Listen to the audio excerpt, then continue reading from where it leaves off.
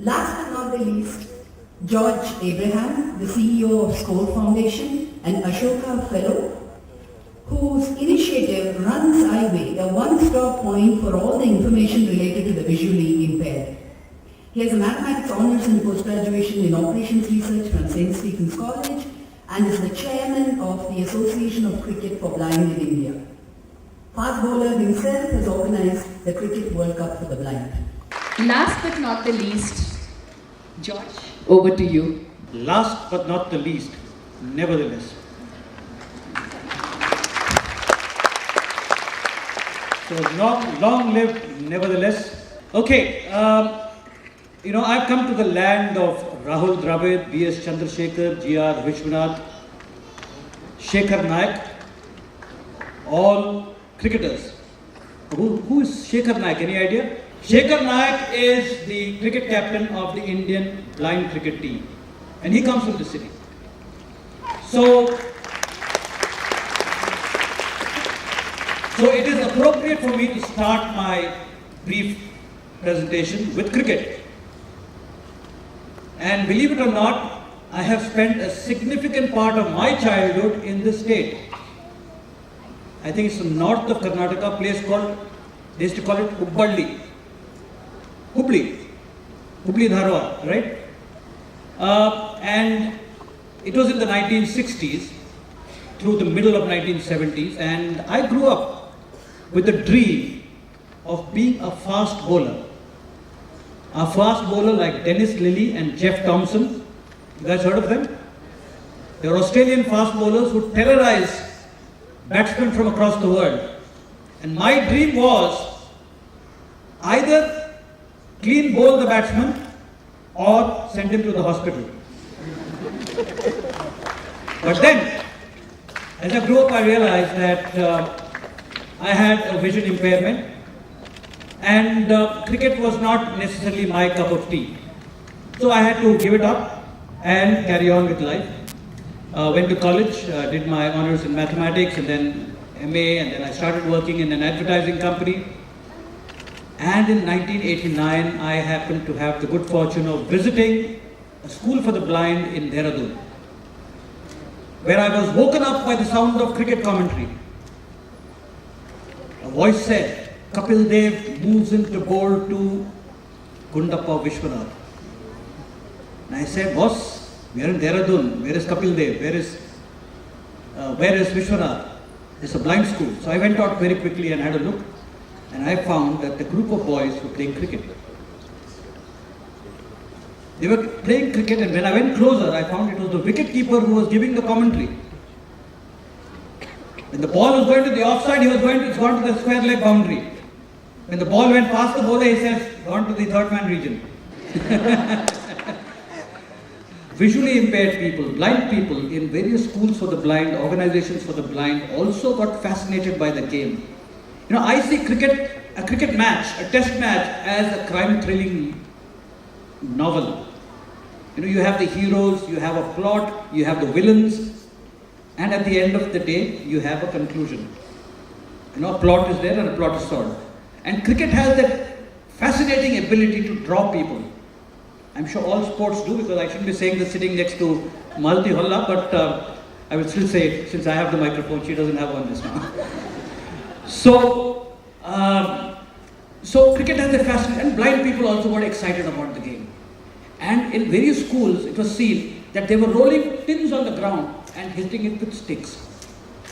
And that's when it was realized that blind people could play cricket using a ball that made sound.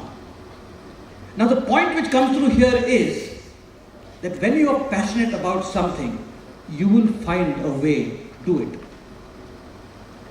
This is the point not only for blind people, it's for everybody in this room. If you are passionate about something, you will find a way to do it. Now, and your way of doing it may not necessarily be the way everybody else does it. Rahul Dravid plays cricket seeing the ball. Shekhar Naik plays cricket hearing the ball. But still, it is cricket, it is fascinating, and people who come to watch enjoy both formats of the game.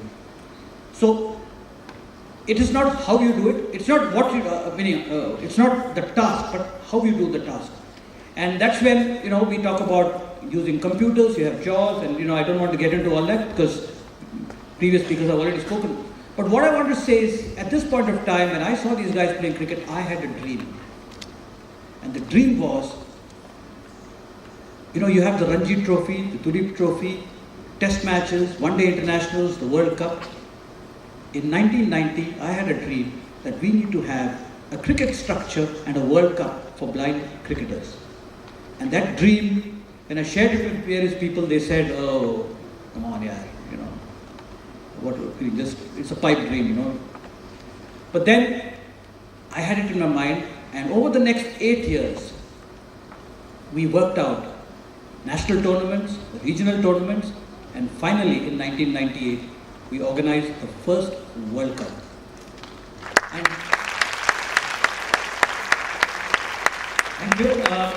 now, again, the lesson which I learned on this journey was that if you have the 5 Ds of life, any goal can be achieved. And what are these 5 Ds? Number 1, you need to have a dream. Number 2, you need to have a genuine desire to chase that dream. And the more difficult things are the next 3 Ds, which is you need to have the discipline, the dedication, and the determination. And if you have these 5 Ds, be it a World Cup of cricket, be it any kind of achievement, you can get there. You will find a way to get there. So we started IWay. IWay has a radio program called IWay Ye Hai Roshni Ka Karwa, which broadcasts from 30 cities. We have an SMS alert service called IWay News, which is today subscribed to over 2,000 people across India again. We have something called the IWay website, www.iway.org. I have only 2 minutes, so I need to finish fast. And then we do training programs, where again we travel and address things like communication skills, personality development, employability, so on and so forth. And today we have a helpline where we get 45 to 50 calls every week from across India from visually impaired people who want to make something of their lives. So that is IWay. But what I want to share with you today is just 3 points. Number 1, I happen to be a member of the steering committee of the 12th 5-year plan. And in this 5-year plan, in our first meeting, the government said that nearly 60 to 70% of the allocated funds and the allocated programs are still not done, and they've just got 1 more year. And then they were talking about various things, and the sense I got was that the government is all the time looking at providing for people with disability. And I say that there needs to be a paradigm shift. It's not about providing for people with disability, it's about investing in people with disability. People with disability are part of our country's human resource. Think about it. If I can do what I'm doing, if Subramani can do what he's doing, if Malati Holla can do what she's doing, various software engineers, various HR professionals who are disabled doing what they're doing, it's quite justified for me to say that we are part of the human resource of this country. Point number 2. Clapping time also counted? Okay. The second point I'd like to make is that when we look at a majority of people who come out of schools and colleges, people with disability, especially out of schools, across the country I'm talking about, there is a definite disparity between the quality of students between the mainstream schools and schools of the disabled. And sad to say, most schools for the disabled, I might say it, I might get hit outside when I go, but I will say it still. Most schools that deal with people with disability tend to compromise. Blind people cannot learn mathematics. Okay, after 7th standard, don't learn mathematics. But remember one thing, mathematics is a subject which is very essential for the development of your mind. It brings in logic skills, it brings in communication skills, ability to look at things in precise forms, clarity of thinking, all this are qualities that a study of mathematics brings to the table. And if a blind person is taken off mathematics in class 7, you know what you're depriving him or her about. Likewise, I can go on and on. What I want to say, the point I'd like to make is that if we are looking at blind and disabled people as part of our human resource and invest in education, quality education right from the primary level, and that is important.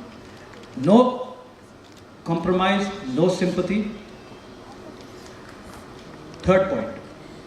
Today when we talk about a person being disabled, expectations are extremely low. You say, after all he's blind, yeah, what can you do? Or after all he's on a wheelchair, what can you do? Or she do, you know? So, expectations of people with disability, right from the Prime Minister down to our parents, don't expect too much about us. And lucky, the blessed are us, a few of us, whose parents expected high things from us. And that's probably why I am here what I am doing today. Because my mother once told me when I was a kid, son, one day I would like to write your biography. And that speaks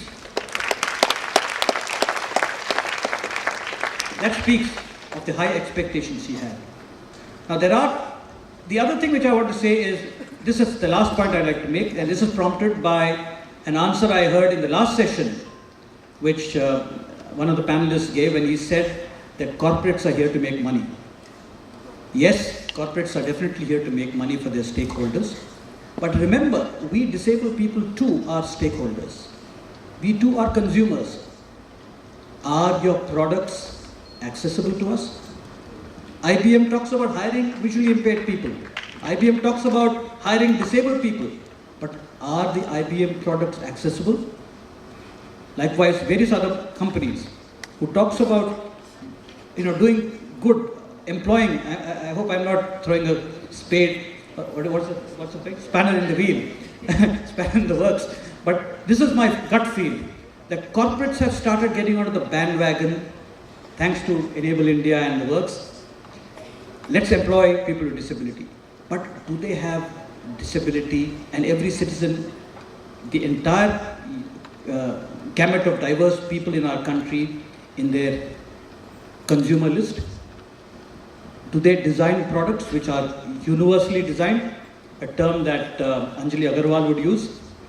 Are the products that these various corporates designed for use of people with disability? There are, according to the government, nearly 22 million disabled people in this country.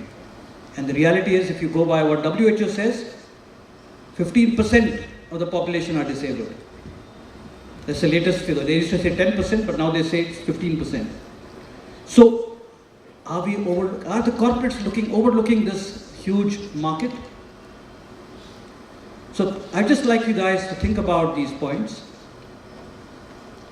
I was trying to keep awake, and that's why I was, speaking the way I did. I hope you guys are awake too. Thank you.